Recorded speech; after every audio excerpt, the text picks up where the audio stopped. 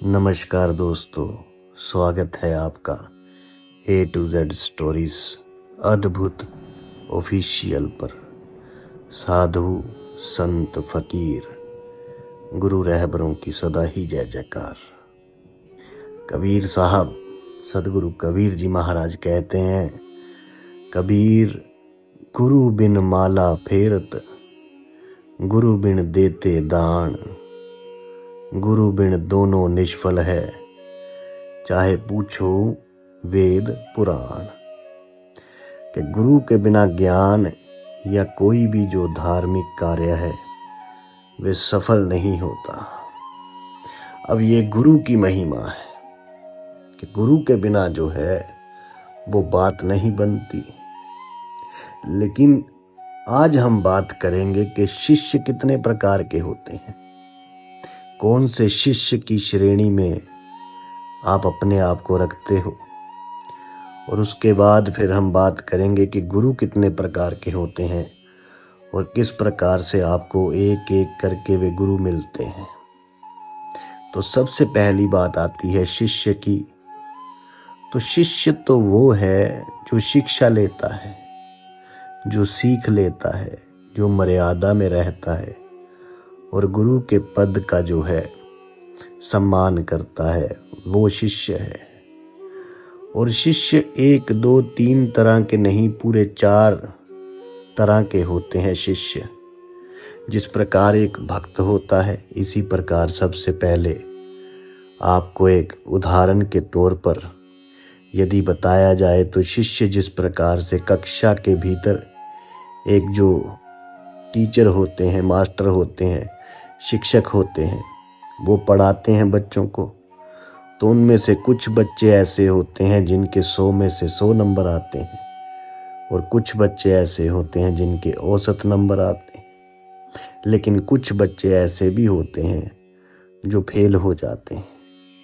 और चौथी प्रकार के बच्चे वे होते हैं जो नए नए सीखने आते हैं। तो ठीक इसी प्रकार जो बालक सबसे पहले जो शिष्य आता है गुरु के पास नया नया, वो होता है पूर्ण रूप से अज्ञानी, उसे कोई ज्ञान नहीं होता। और ऐसा जो शिष्य होता है वो सबसे पहले आएगा नहीं, उसे ये पता है कि मर्यादा क्या होती है, नहीं, उसे कोई ज्ञान नहीं। वो केवल और केवल एक कोरे मटके की तरह होता है, खाली मटका जिसके भीतर आप जो चाहो वो भर सकते हो, जिसको आप जैसे चाहो वे रख सकते हो। जिस प्रकार एक कुम्हार के पास मिट्टी होती है, वह उस मिट्टी की तरह होता है, उसे जैसा चाहो वैसा ढाल जा सकता है, वैसा ही ढाल दिया जाता है जैसा चाहो। और जब आप उसे ढालते हो तो उसको संभालना भी आप ही को पड़ता है। ये गुरु की जिम्मेवारी होती है कि जो शिष्य उसके पास आया है, यदि वे कच्ची मिट्टी है तो उसको अच्छे से, जैसे मिट्टी को गूदा जाता है, उसके बाद उसे चाक पर चढ़ाकर और धीरे धीरे उसको गोल आकार दिया जाता है। धीरे धीरे उसे फिर पकाया जाता है।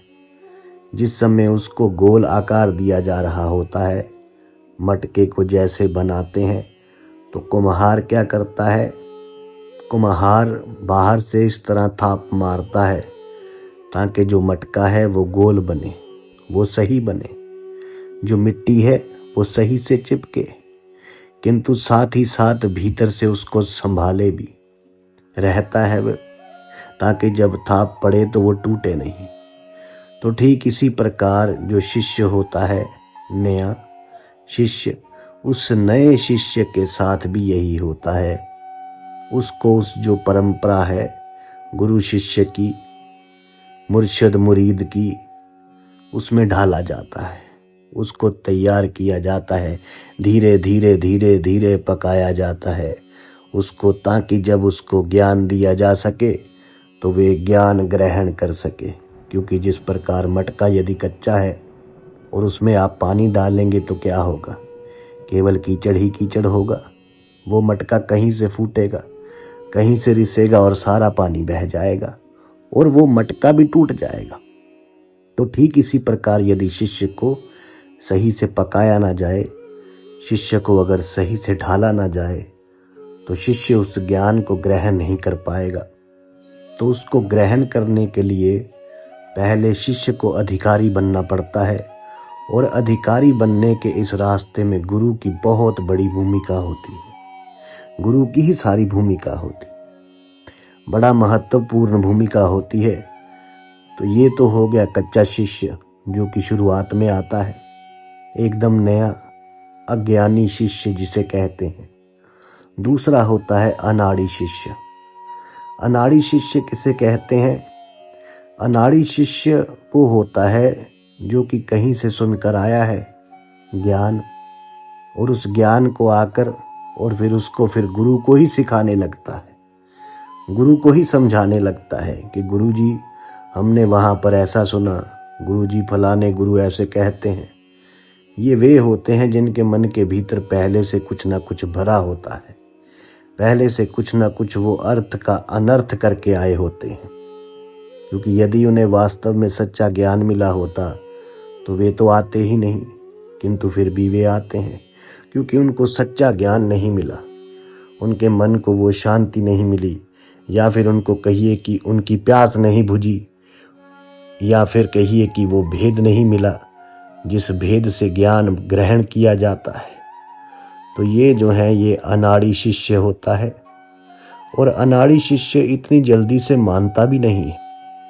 ये एक प्रकार से देखा जाए तो उस मटके की तरह होता है जो मटका चाक पर चढ़ाया गया, चाक पर चढ़ाने के बाद वो मटका थोड़ा तिरछा हो गया, जिसके पास वो गया, जो मटका था जिसके पास बना, वो कुम्हार उसको सही कला नहीं आती थी बनानी, मटका तिरछा रह गया। और अब उस मटके को किस प्रकार से ठीक किया जाए? मटका अभी पकाया नहीं गया है, मटका है तो कच्चा ही, किंतु मटका सूख गया है। और अब उस मटके को केवल एक ही तरीके से ठीक किया जा सकता है कि उसको थोड़ा तोड़ा जाए, उसको तोड़ के और फिर जो मिट्टी है उसको अच्छे से फिर बारीक से पीसा जाए, पीस के, और फिर उसके भीतर जो मिट्टी की डली रह गई उन्हें छाना जाए, उनको निकाला जाए, और उसके बाद फिर उसे दोबारा से गधा जाए, और दोबारा गूंथने के बाद जो है फिर उसे चाक पर चढ़ाया जाएगा, फिर बनाया जाएगा, तभी केवल वो मटका दोबारा बन सकता है। और वो भी तब जब कुम्हार उत्तम कला जानता हो, कामिल गुरु हो मटके को बनाने की।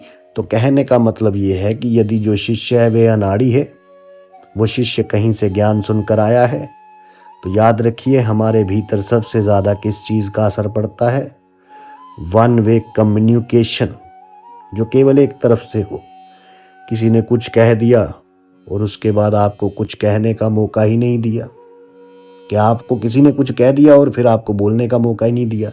जैसे कोई आपको फोन करके कहे कि भाई फलाना कार्य कर दो, आप बीमार हो क्या हो, क्योंकि उन्होंने कह दिया कि आप ये फलाना काम कर दो, आप बीमार ही क्यों ना हो, वो क्या नहीं, वो सुने ही नहीं। आपने कहा बीमार, आप कहने ही वाले थे, उन्होंने काट दिया फोन, सुना ही नहीं। आपका बॉस आपको बोलता है ये काम करना है तो करना है, अब आप परेशान, बोले कि मैं क्या करूं, लेकिन अब आपको करना तो पड़ेगा क्योंकि बॉस ने बोल दिया।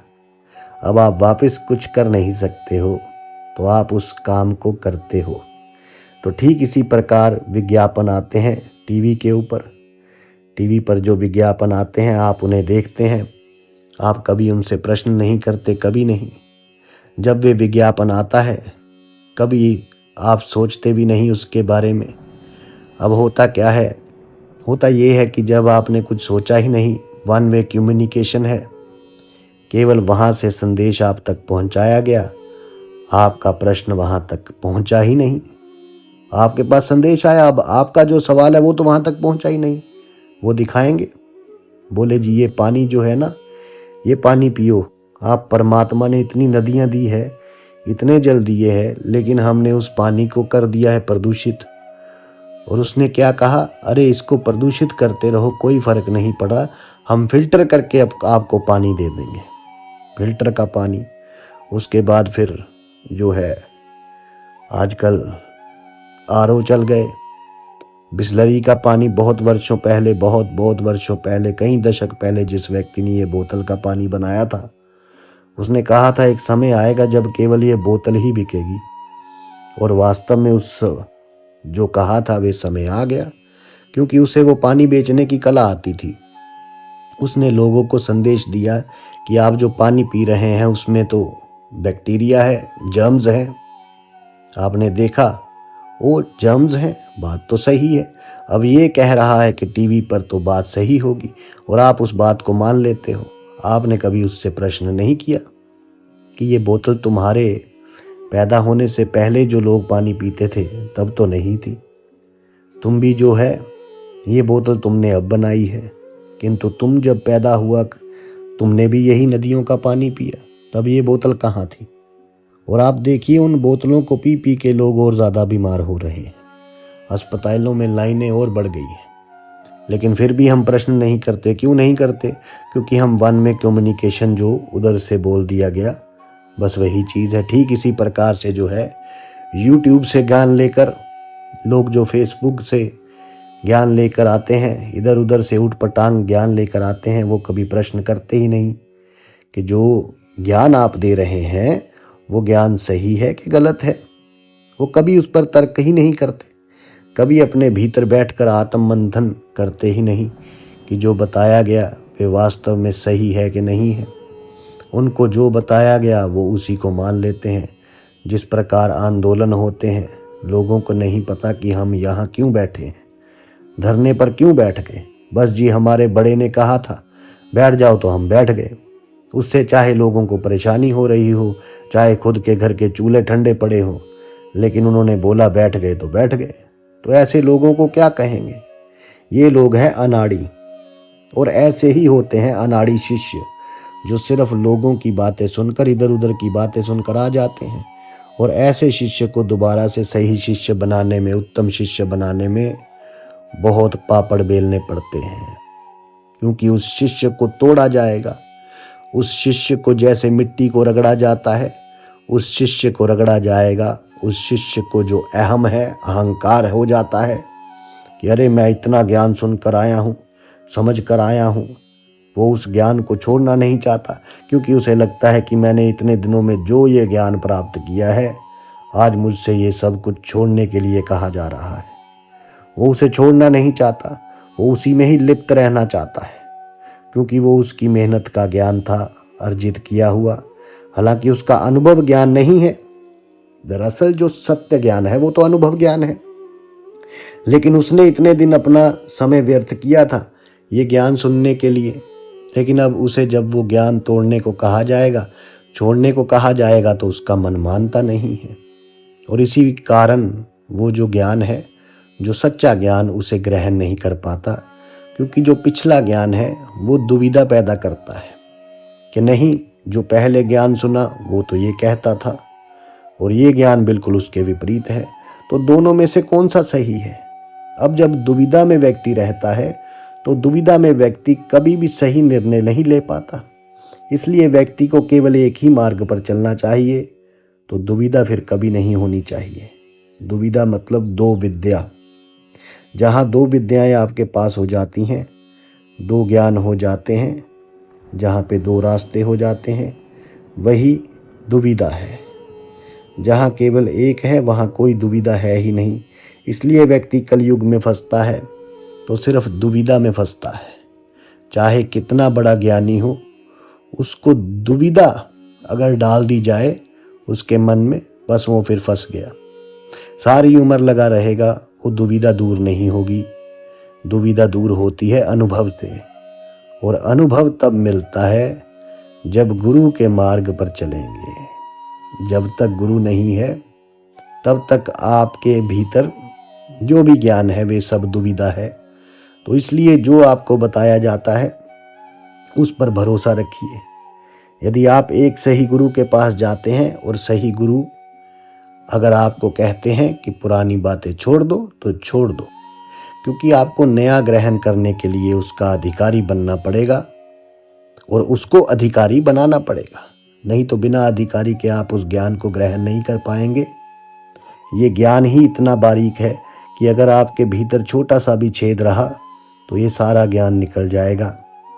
वो जैसे सूफी कहते हैं ना कि ये जल मेरे मुर्शद वाला सब तीर्थों से महंगा, अगर गिर गया पल्ले नहीं रहता, ना लंगोटी ना लहंगा। तो बस ये छेद की बात है। जैसे छोटे से छेद से मटके का सारा पानी निकल जाता है, तो जैसे मटके को तोड़कर पीस कर और उसको फिर से गूंथ कर फिर से सही बनाया जाता है, इसी प्रकार शिष्य को भी उसका अहंकार तोड़ा जाएगा कि मेरे पास इतना ज्ञान है। उस ज्ञान के अहंकार को तोड़ना होगा।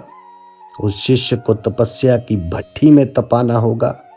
उसके भीतर जो धैर्य नहीं है वे सारा धैर्य उसके भीतर लाना होगा। धीरे धीरे धीरे धीरे जब उसके भीतर धैर्य आ जाएगा, जब उसके भीतर बोलने की नहीं सुनने की कला आ जाएगी, वो कहते हैं ना, सुनती सुनती मैं मर गई और मर गई लख करोड़, जिसको सुनना आ गया उसे बोलने की क्या लोड़।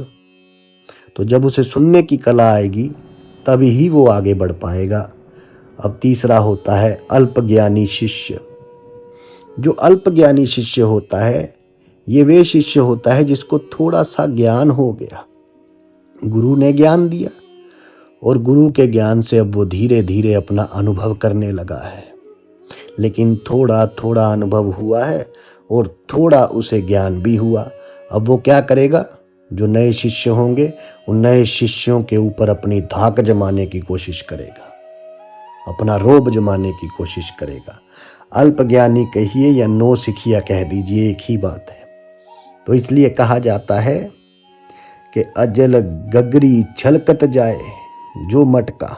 यदि मटके में पूरा पानी होगा नहीं छलकता, लेकिन अगर मटके में आधा पानी होगा तो वे हिलेगा मटका और पानी बहुत ज़्यादा छलकेगा।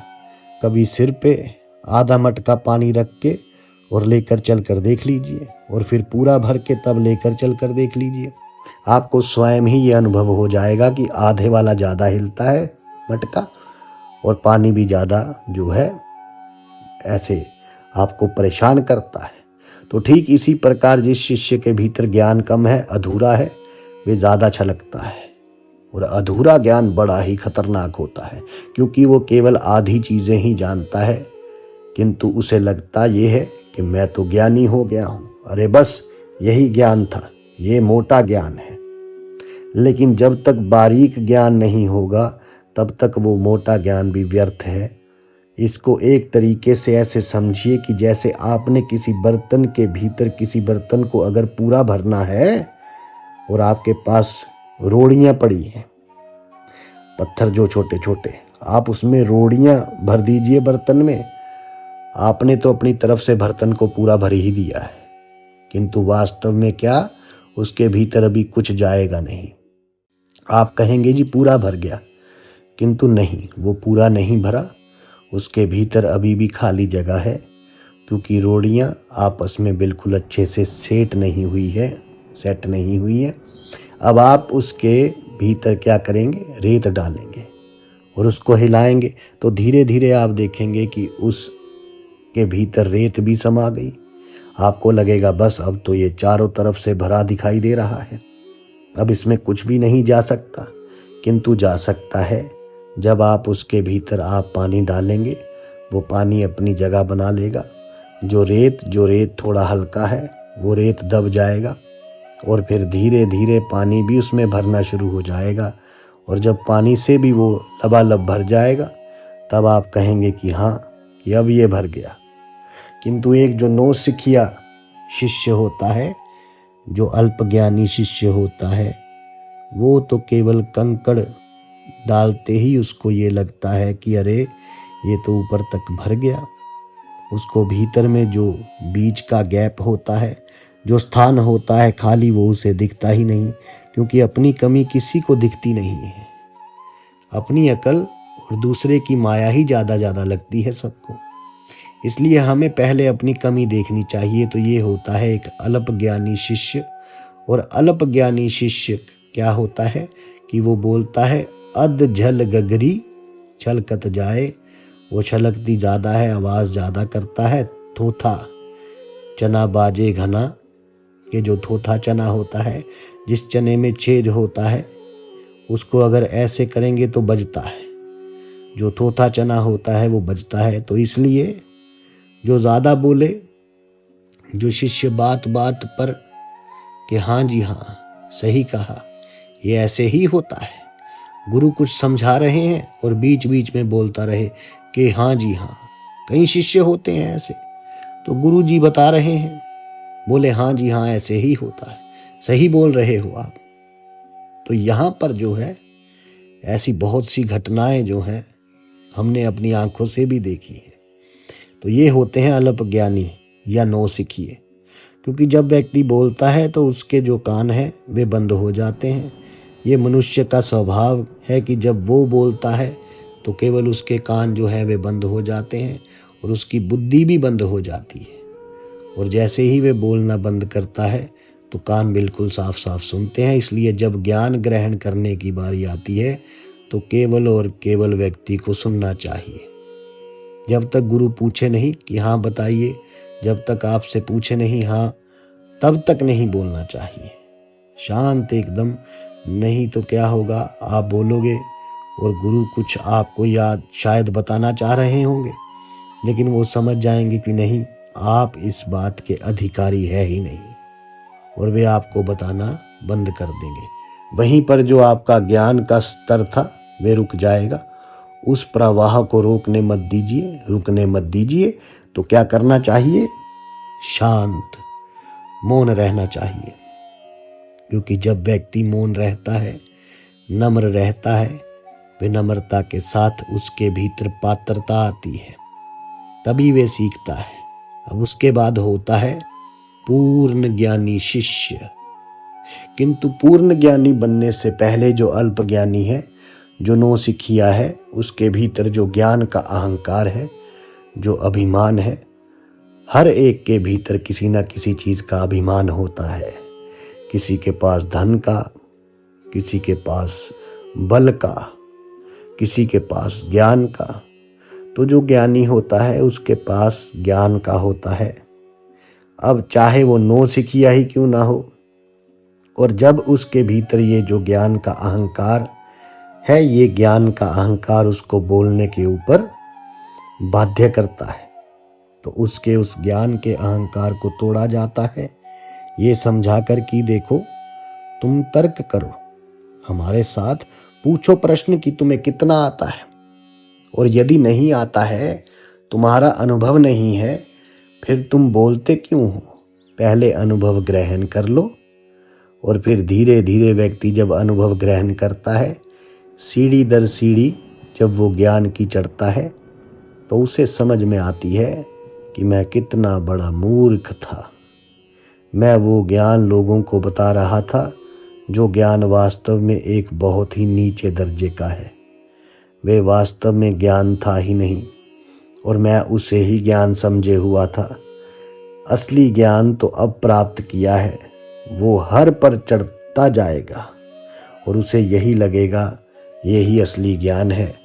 फिर आगे बढ़ेगा, फिर लगेगा अरे ये असली ज्ञान है। जिस प्रकार कोई व्यक्ति पहले गिनती सीखता है, गिनती के बाद फिर वो देखता है अरे मुझे गिनती आ गई, अब मैं सब कुछ गिन सकता हूँ। किंतु फिर उसे समझ में आता है कि अरे टेबल भी तो है, पहाड़े भी तो हैं, मुझे 9 को अगर 10 बार गिनना पड़े 90 को, मैं कब तक गिनता रहूँगा। लेकिन पहाड़ों से मैं, यानी टेबल से मैं 10 और 10 90 एकदम से गिन दिया। बोले ये तो और भी उत्तम ज्ञान है। थोड़ा और आगे बढ़ता है तो फिर क्या आ जाता है, ट्रिग्नोमेट्री पढ़ता है।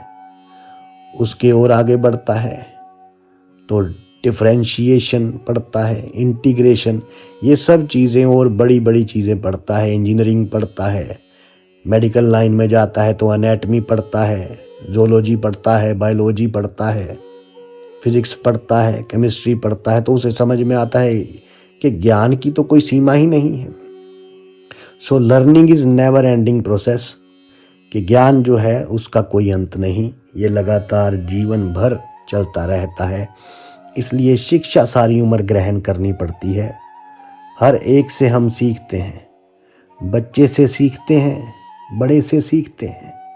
जब आप अपने कान खुले रखते हैं और मुंह बंद रखते हैं, फिर आप सबसे सीखते हैं। किंतु जैसे ही आपने मुंह खोला तो आपका सीखना क्या हो गया, बंद हो जाता है। वहीं पर आप समझ लीजिए कि अपने कान में रुई लगा ली और अब आप कुछ नहीं सीख पाएंगे। इसलिए मौन रहिए, तभी सीख पाएंगे। अनुभव ज्ञान भी आपको मौन से ही होगा। अपने भीतर का ज्ञान कैसे हो सकता है? अगर आप बाहर ही बोलते जाएंगे तो आपके भीतर जो है वो ज्ञान भी आपको मौन से ही प्राप्त होगा। और जब व्यक्ति मौन रहकर सीखता है, आगे बढ़ता है, तब वे बनता है पूर्ण ज्ञानी। और फिर वो स्वयं का अनुभव करता है। फिर जब उसका स्वयं का अनुभव और बढ़ता है आगे, तो वही पूर्ण ज्ञानी आगे चल के बनता है ब्रह्म ज्ञानी। और जब ये ब्रह्म ज्ञानी शिष्य फिर जब गुरु बनता है, तब ये गुरु दूसरों को सत्य ज्ञान देता है। किंतु यदि उससे पहले यदि कोई केवल पूर्ण ज्ञानी हो, ब्रह्म ज्ञानी भी नहीं हो, केवल पूर्ण ज्ञानी हो, और वो दूसरों को ज्ञान देने बैठ जाए, क्या वो अनुभव ज्ञान दे पाएगा? नहीं दे पाएगा। जो अब तक अपने भीतर जिसने कभी ध्यान ही नहीं किया, उसे क्या मालूम कि ध्यान क्या है। लेकिन आजकल तो अनाड़ी लोग हैं, वे भी बैठे हुए हैं, सभी गुरु बने हुए हैं। तो इसलिए गुरु ऐसा रखिए कि आपको बदलने की आवश्यकता ना पड़े। गुरु ऐसा रखिए जो आपको तर्क के माध्यम से चीज़ें समझा सके। गुरु ऐसा रखिए जो आपको आपका अनुभव करवा सके, ताकि बार बार आपको कहीं भटकना ना पड़े। तो जो भी है परमात्मा का जो बताया जा रहा है आपको, आज जो बताया गया है, इसमें से आप कौन से शिष्य हैं इस चीज़ को समझिए। स्वयं अपना आकलन कीजिए कि मैं किस श्रेणी में आता हूँ। मैं अज्ञानी हूँ कि मैं अनाड़ी हूँ कि अल्पज्ञानी हूँ जो बोलता रहता है, मतलब थोड़ा सा कुछ मिला नहीं तुरंत बोलना शुरू कर दिया, या फिर मैं पूर्ण ज्ञानी हूँ। मैं कौन से शिष्य की श्रेणी में आता हूँ ये समझिए। और जब कि आपको गुरु की बारी आती है, क्योंकि शिष्य अगर बनना है तो गुरु होगा, तभी तो आप किसी के शिष्य बनेंगे ना। जब गुरु ही नहीं होंगे तो शिष्य किसके बनेंगे? तो अब जब गुरु की बारी आती है तो आपको फिर गुरु धारण करना है। अब गुरु कितने प्रकार के होते हैं, गुरु को कैसे धारण किया जाता है, गुरु की महिमा क्या है, ये सारी चीज़ें धीरे धीरे अब सतर दर स्तर अगले भागों में आप जानते जाएंगे। किंतु एक चीज़ समझ लीजिए कि जब तक आप अच्छे शिष्य नहीं बनेंगे, आपको अच्छा गुरु नहीं मिलेगा। क्योंकि गुरु उसी को प्राप्त होता है जो गुरु के लायक होता है। क्यों नहीं मिलेगा? जब कक्षा में आप जाते हैं अपने बच्चों को दाखिला कराने, तो क्या होता है, स्कूल में आप जाएंगे दाखिला कराएंगे जहाँ पर बच्चा बिल्कुल ही अबोध है, जहाँ बच्चे को कुछ भी नहीं आता। नर्सरी में आप जाते हैं दाखिला कराने के लिए, तो वहाँ पे दाखिला हो जाता है। किंतु उसमें भी जो है वैकेंसियाँ बहुत कम होती हैं। लोग दिल्ली में देखिए नर्सरी में एडमिशन के लिए कतार लगे रहेंगे। दाखिला शुरू हुआ नहीं कि एडमिशन फॉर्म लेकर सुबह से ही लग जाएंगे। कई लोग रात को ही लग जाएंगे स्कूल में कि मुझे दाखिला करवाना है। और इस शिक्षा को एक व्यवसाय बना लिया है लोगों ने। लेकिन व्यवसाय अलग चीज़ हो गई। हम अपने जो है रास्ते पर बात करते हैं। जैसे आप बड़ी कक्षाओं में दाखिला दिलाते हैं, किसी स्कूल से आपने बच्चे को लेकर आए और अब दूसरे स्कूल में दाखिला दिलाना है, तो क्या कहेगा? बोले जी हमें तो टेस्ट लेना है बच्चे का, हम देखना चाहते हैं कि बच्चा जो है वो हमारे स्कूल में पढ़ने लायक है भी या नहीं है। तो यहाँ पर पढ़ने लायक है भी या नहीं, उसका स्तर वैसा भी है या नहीं। तो बात को समझिए। परीक्षा होती है और परीक्षा के हिसाब से आपके स्तर का आकलन जो है होता है। और जैसे स्तर में यदि मान लीजिए आप 8वीं कक्षा से और 9वीं कक्षा में जाना चाहते हैं, किंतु जब प्रश्न पत्र आपको दिया गया, आप उस 8वीं कक्षा को जो है उसके प्रश्न पत्र को अच्छे से हल ही नहीं कर पाए, आप उसमें पास ही नहीं हो पाए, आपके जो है थोड़े से अंक आए, तो क्या करेंगे? बोले जी तो जाओ सरकारी स्कूल में पढ़ा लो, और नहीं तो आप अगर यहाँ पढ़ाना चाहते हो तो 8वीं की बजाय अब 9वीं में नहीं लिया जाएगा, इसे वापस 8वीं में ही जाना होगा। यानी कि आपने अच्छे से पढ़ाई नहीं करी। ये दिखाता है कि आपकी तैयारी अच्छी नहीं है, आपके ज्ञान का स्तर वो नहीं है जो चाहिए। तो जैसे स्कूल में आप एडमिशन करवाने जाते हैं, वहाँ पर आपका जो एग्ज़ाम लिया जाता है, परीक्षा ली जाती है, ठीक इसी प्रकार जो आध्यात्मिक का मार्ग है, अध्यात्म का मार्ग है, इलाही रास्ता है, जैसे सूफियों ने कहा, तो उसमें भी परीक्षा ली जाती है। पल पल आपकी परीक्षा ली जा रही है, क्योंकि यदि आप उसकी क्लास में बैठेंगे तो परीक्षा तो वो लेगा ही। आपको पता ही नहीं है कि आप परीक्षा में फेल हो गए। आपको बोलोगे जी अरे ये क्या बात हुई। बिल्कुल, जब भी आपको क्रोध आता है ना, आपकी परीक्षा ली जा रही होती है, क्योंकि वो ऊपर वाला परिस्थिति पैदा करता है। वे व्यक्ति को देखता है कि ये स्वयं को शिष्य कहता है या स्वयं को भगत कहता है। लेकिन यदि ये भगत है, ये शिष्य है, तो क्या ये इसमें उत्तीर्ण हो सकता है कि मैं इसे किस प्रकार का गुरु दूं? परमात्मा हर चीज तय करता है, वो आपको गुरु भी तय करते हैं। परमात्मा ही आपको गुरु देते हैं, तभी आप उस गुरु तक पहुंच सकते हैं, नहीं तो आप नहीं पहुंच पाओगे। ये पहले से लिखित होता है, आपके कर्म के आधार पर ये पहले से तय हो जाता है, जिस प्रकार आपकी शिक्षा के आधार पर ये तय हो जाता है। जैसे ही आप परीक्षा देते हैं कि हाँ ये स्कूल में पढ़ने लायक है कि नहीं, यहाँ इसका दाखिला हो सकता है कि नहीं हो सकता, और जब वहाँ नहीं हो सकता तो फिर आपको किसी और के पास ले जाना पड़ता है। ठीक इसी प्रकार एक सच्चे गुरु के पास जाने के लिए आपको उस स्तर तक सच्चा होना पड़ता है, आपको वैसा ज्ञान ग्रहण करना पड़ता है। यदि आपने अच्छा ज्ञान ग्रहण नहीं किया, आप एक अच्छे शिष्य नहीं बने, तो आपका आपको एक अच्छा गुरु मुर्शिद नहीं मिलेगा। तो कहने के लिए तो बात देखिए बड़ी ही सरल है और कुछ आपको अटपटी भी लग रही होगी, किंतु सत्य यही है कि आप चाहकर भी गुरु को धारण नहीं कर पाएंगे, चाहकर भी, क्योंकि एक उत्तम गुरु को धारण करने के लिए व्यक्ति को पात्र होना पड़ता है। जिस प्रकार एक फटी हुई जेब में आप कितने ही पैसे डालिए, कितना ही धन डालिए, आप उसे नहीं, आपकी झोली फटी है तो आप उसे नहीं संभाल पाएंगे, वो निकल जाएगा सारा धन। ठीक इसी प्रकार आप एक उत्तम गुरु के ज्ञान को ग्रहण करके उसे संभाल नहीं पाएंगे। वे आपको कितना ही भी ज्ञान दे दें, वे सारा ज्ञान बह जाएगा, आप नहीं संभाल पाएंगे। उसके लिए आपको पात्र होना पड़ेगा, पात्रता आनी चाहिए, उसके लायक बनना पड़ेगा, अधिकारी बनना पड़ेगा उस ज्ञान का। और अधिकारी जो है वो एक ही बार में नहीं बना जाता, वो धीरे धीरे बना जाता है। ऐसे तो नहीं है ना कि जाते ही आप एक पक्के मटके की जगह ले लेंगे। क्या मिट्टी एक मटके की जगह ले सकती है? नहीं। मिट्टी को पहले गूदा जाएगा, चाक पर चढ़ाया जाएगा, मटका बनाया जाएगा, उसे सुखाया जाएगा और फिर उसे भट्टी में तपाया जाएगा, और इतना तपने के बाद तब वे बनता है अधिकारी।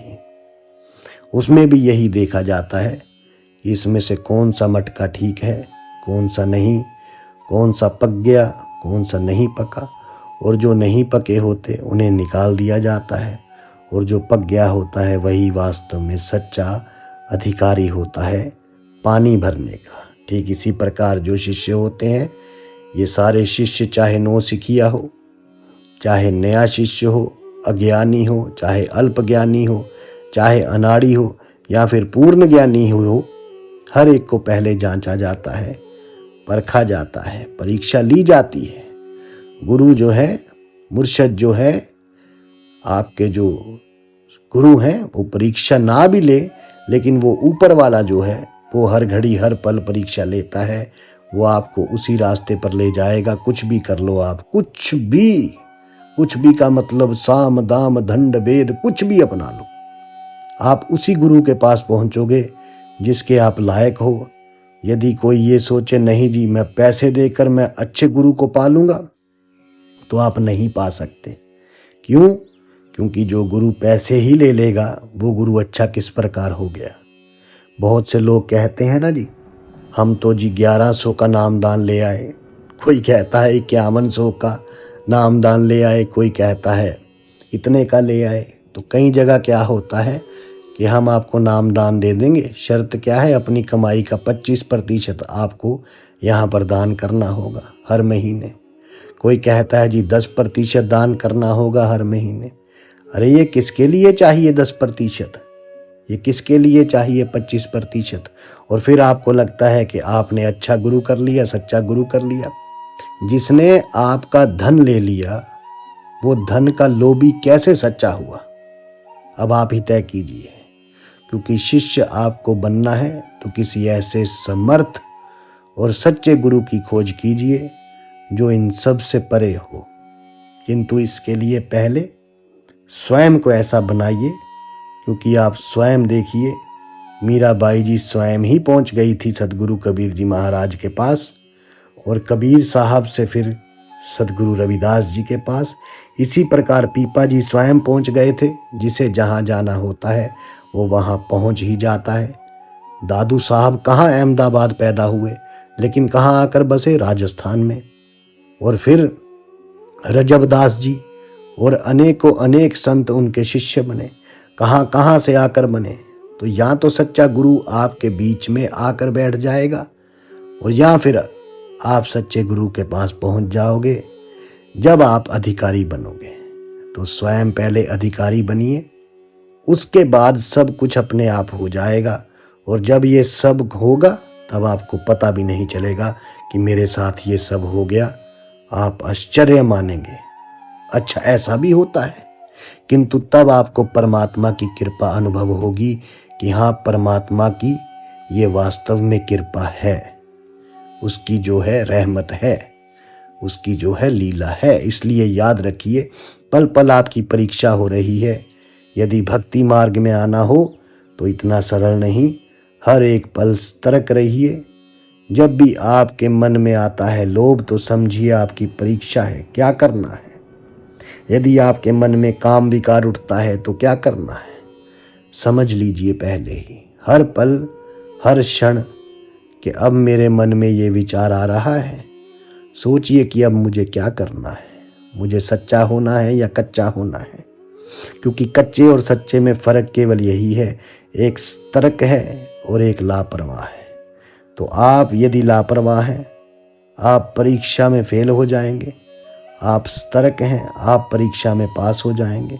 और धीरे धीरे ऐसा नहीं है परीक्षा सिर्फ एक बार होगी, ये परीक्षा बार बार होगी। परिस्थितियां, चुनौतियां बढ़ती जाएंगी और बढ़ते जाएंगे आपकी कठिनाइयां।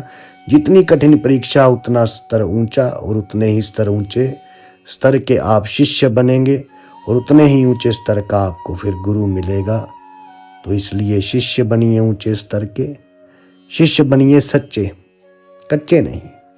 कच्चे को कच्चा गुरु और सच्चे को सच्चा गुरु, यही नियति है, यही सृष्टि का नियम है। परमात्मा का, उस प्रभु का, उस कुल मालिक का यही विधान है। तो इस विधान पर चलिए और स्वयं के लिए सच्चा गुरु ढूंढिए। अब गुरु कौन कौन से हैं, कितने प्रकार हैं, वो आपसे अगली जो है, जिस समय हम वीडियो डालेंगे तो उसमें उस भाग में हम जानेंगे। साधु संत फकीर गुरु रहबरों की सदा ही जय जयकार। आप सबके भीतर बसे उस परमात्मा को मेरा प्रणाम स्वीकार कीजिए। धन्यवाद।